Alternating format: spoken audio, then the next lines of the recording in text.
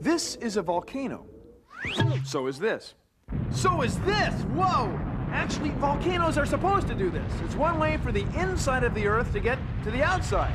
Let's take a closer look, shall we? Well, maybe not. I said, maybe not. Hey, hold on, hey! Bill Nye the Science Guy. Bill Nye the Science Guy. Bill Nye the Science Guy. Science rules. Bill Nye the Science Guy. Inertia is a property of matter. Bill Nye the Science Guy. T minus 7 seconds. Bill Nye the Science Guy. Bill Nye the Science Guy.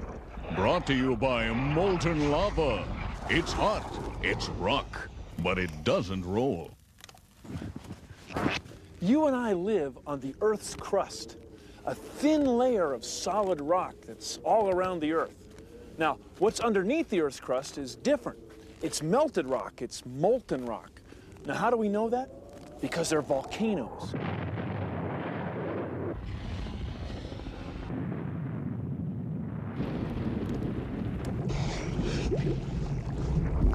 Let's say this loaf of bread is like the Earth. See? It's round like the Earth. And just like the Earth, it's got a thin, hard crust. But unlike the Earth, we can easily cut through it here in the lab. All we need is this table and this laboratory chainsaw.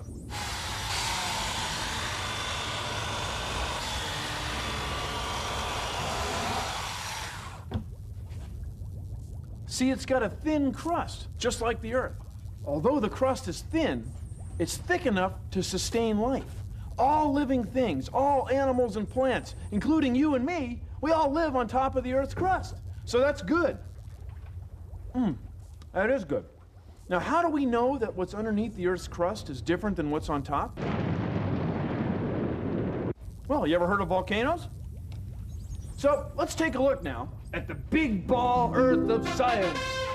See, it's surrounded by a thin, hard crust. And everything is on top of the crust. Even the oceans are sloshing around on top of the crust. Isn't that wild? Let's take a look at what's inside. Here we go. There you go. There's the inside of the Earth. You got your core right here. That's solid iron. Then there's an outer core. That's iron and other metals. And then this part's called the mantle. It's gooey like hot tar. Then out here, that's the crust. It's thin and cool. The core, that's around 1,500 degrees Celsius. The mantle, that's around 1,200 degrees Celsius. I mean, that's way over 2,000 degrees. And then the crust, that's cool and hard as a rock. Now, even though the Earth's crust is really thin, we've never been able to drill all the way through it to the molten rock of the Earth's mantle. That's why to scientists like you, volcanoes are so important. They give us sort of a window into what's underneath the Earth's crust. I think this is her place. Phil, what are you doing here? Hi, Jenna. Aren't you supposed to be doing your show? Yeah, we're right in the middle of it. I'll tell you what, I need a favor. I'd like to boil an egg. An egg? Okay, come on in.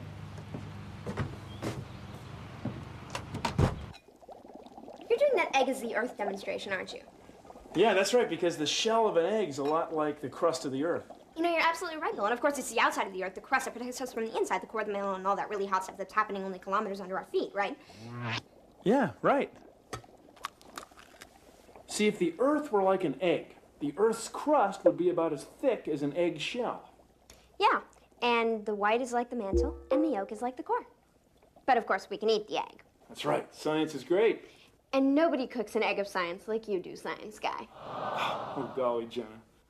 Hey, don't you have a show to get back to? Yeah.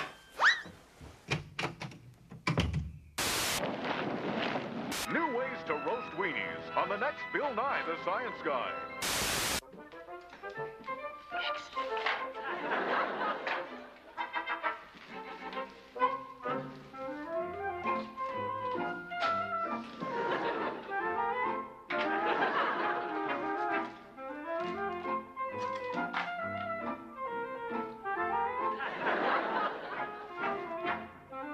Richie, eat your crust.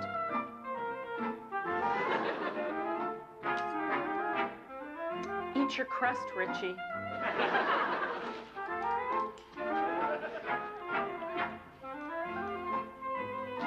Son, eat your crust.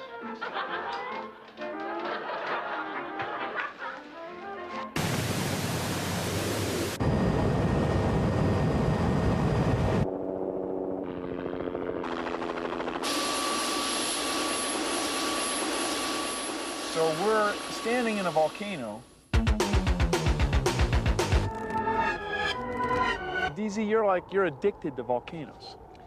Well, I am. They're one of my favorite things. I'm a geologist, and my specialty is volcanology. Now, where are we, Dan?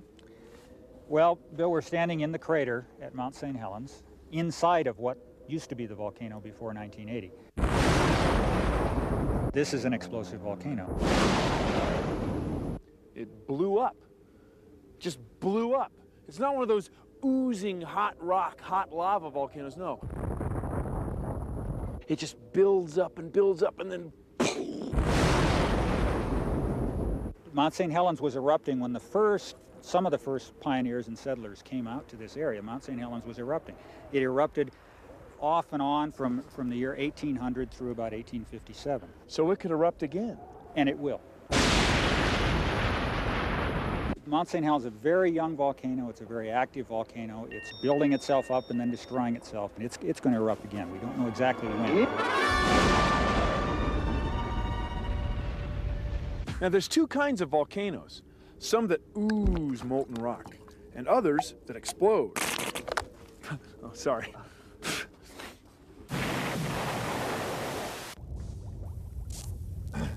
So, we're about to set off our laboratory scale model volcano of science.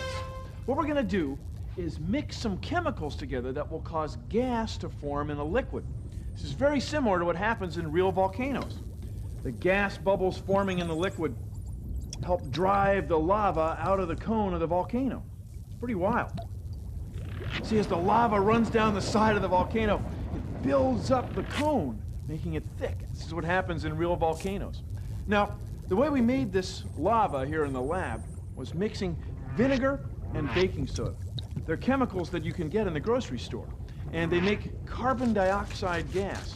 It's the same gas you find in soft drinks. See? Pretty cool. He's one hot cop who really loses his cool. Johnny Crust. Who's the thinnest skinned cop in history? Who's burning down below? Whose temper flares with a white hot glare like a human volcano? Well, it's Johnny Crust, and it's just cool as you please. But internally, subdermally, he's 900 degrees. Johnny Crust, a cop you best not mock. Cause listen, bud, he ain't got blood, nor Johnny bleeds molten rock. 6 feet a cop, he just don't stop until he's made to bust. But Johnny's skin is paper thin, yeah, they call him Johnny Crust. He's Johnny Crust, better take his temperature. Cause if you ain't learned, bub, you'll get burned by Johnny's molten core. Johnny Crust, coming this fall on the Bill Nye Television Network. We were there for lunch. Magma is hot. We have some magma here in our magma oven of science.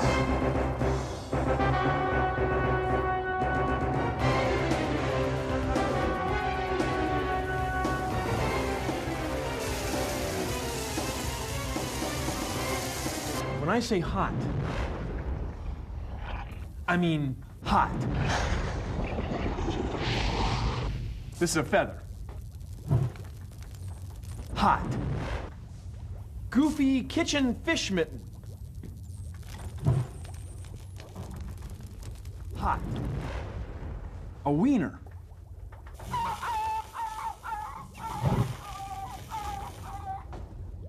Now that is one hot dog. Now, the whole Earth is this hot, or hotter, except for a thin, cool layer that we can walk around on. That's the crust. Whoa. Yeah,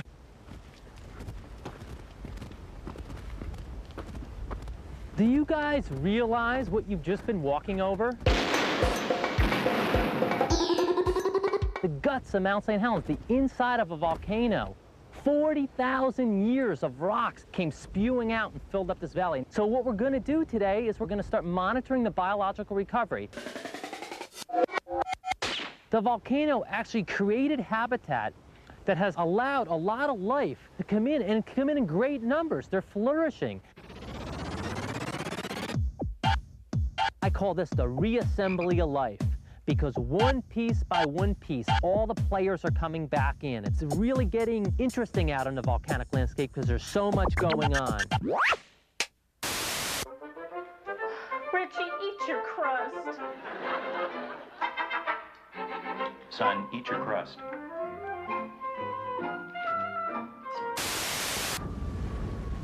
Hot. Volcanoes, geysers. Heat from under the Earth's crust. Hot. This is a geyser. It's just like a volcano, except instead of erupting with melted rock or hot lava, it's boiling water and steam. The energy comes from the same place, underneath the thin Earth's crust.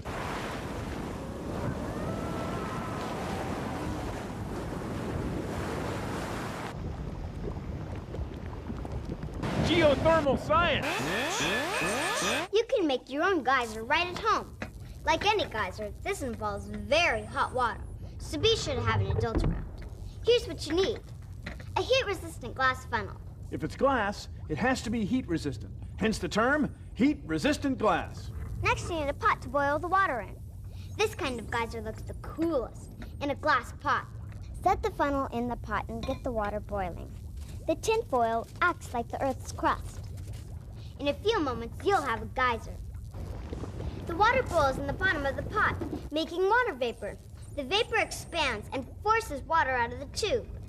But the water doesn't come out all at once like a hose.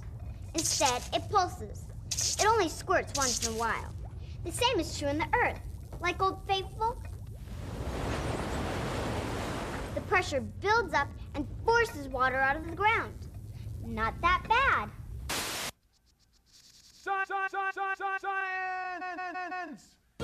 Science! Science. Science. Hello. Today on Consider the Following, I'd like you to, well, consider the following. You and I are sitting on the Earth's crust, and it seems pretty solid, doesn't it? But now scientists believe that the Earth's crust is actually made of plates. Not cheap plastic picnic plates like this, but tectonic plates. And tectonic is from the Latin word for build. So the Earth's crust is built of plates. Plate tectonics. And the plates are floating on the Earth's mantle, which you know is molten metal. It's kind of like corn syrup.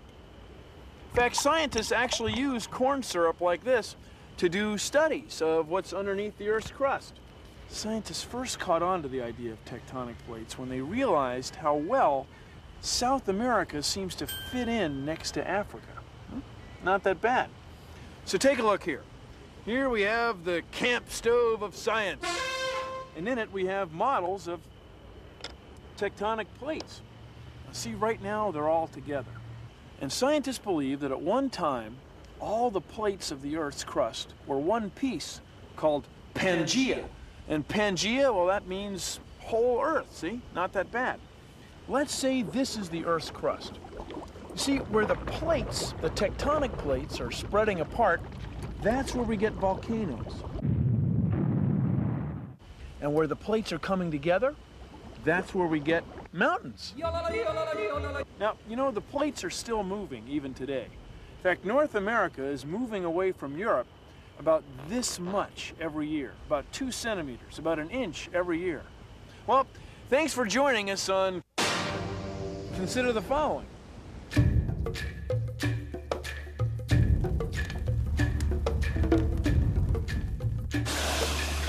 Okay, it's real important to have shades on in here, glasses, because sometimes things will pop in here. This is molten glass. Watch what happens. Today we're going to make a volcano made out of molten glass. And you will see that the molten glass is exactly the same as the lava. It's a molten fluid. Very, very hot. But when it cools down, it'll be hard as a rock, just the same as volcanic glass. Kaboom!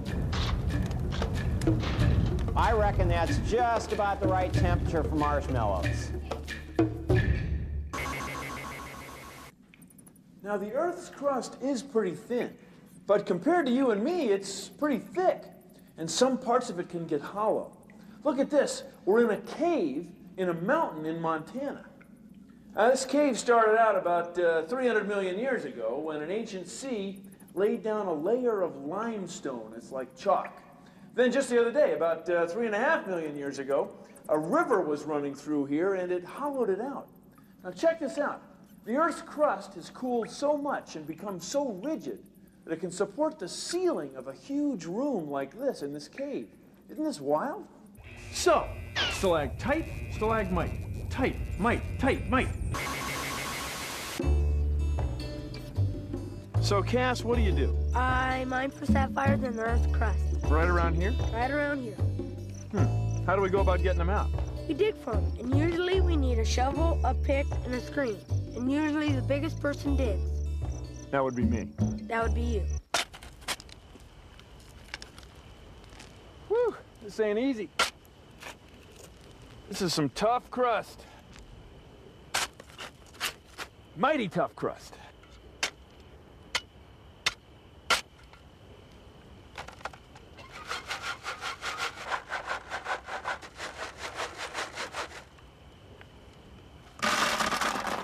That was the easy part. Now it's time for the hard part. The hard part. The hard part.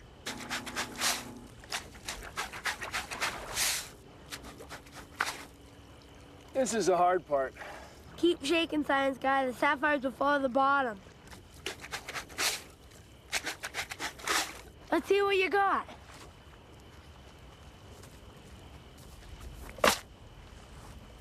Wow. The sapphires would be in a dark area. This is a sapphire before it's cut. And this is a sapphire after. Cool. Very cool. Shifting tectonic plates cause earthquakes. The plates are always moving. If you were standing here, you'd be saying, "Whoa!" This is a device that monitors the movement of the Earth's plates. It's a seismograph, and it detects earthquakes. Some earthquakes are small, some are very big, and some are huge. Whoa! Here's a cool trick you can do to show you how scientists know that the Earth's core is solid. See, let's say this is the Earth. Now, when an earthquake happens somewhere over here, people feel it on the other side of the Earth, way over here. Now, let's say we could cut the Earth in half. We'd get what? Right, a circle. Maybe a circle like this one. Roger, you ready to help with the demonstration? Roger. Let's say this can is the Earth's core, and this flashlight is like an earthquake happening somewhere in the world. Let's say right here. Roger? It's like people on the other side of the world feeling earthquakes. As you can see, I can't see the light. As I come over here, I can. So he makes a mark. And I come over here, and I can still see it. So he makes another mark. Now let's say there's an earthquake happening somewhere else. Let's say over here. I still can't see it in the middle, but I come over here, I can see it. So Roger makes a mark. And I can come back over here and see it again. And he makes another mark. Now we're going to do what scientists like to call connect the dots. Here you go, Roger. Let's start with our second earthquake there. This would be line number 1, number 2, and number 3, and line number 4. Look, now we have the same shape and size as the can. See, scientists figure if the Earth were liquid all the way through, when an earthquake happens on this side, people would feel it all along on this side. But that's not what happens. Something blocks the earthquake waves. That's why scientists figure the Earth has a solid core. And from here to here, it's 2,800 kilometers. That's filthy.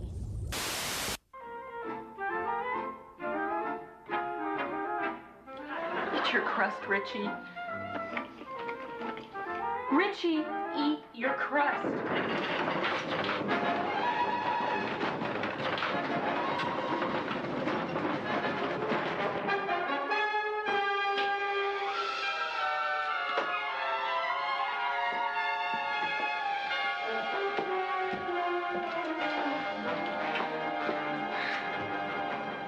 Richie, you should have eaten your crust.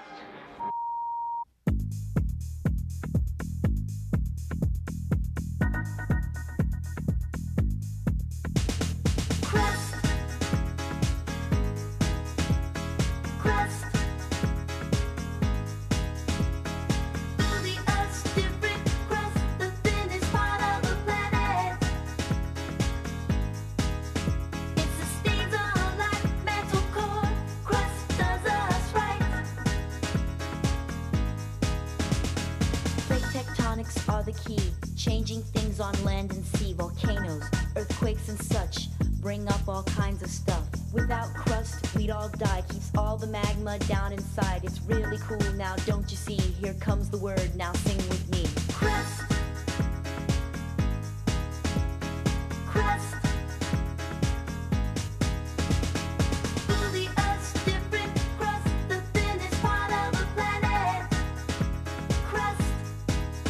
It sustains our life, mental core. Crust does us right. Crust.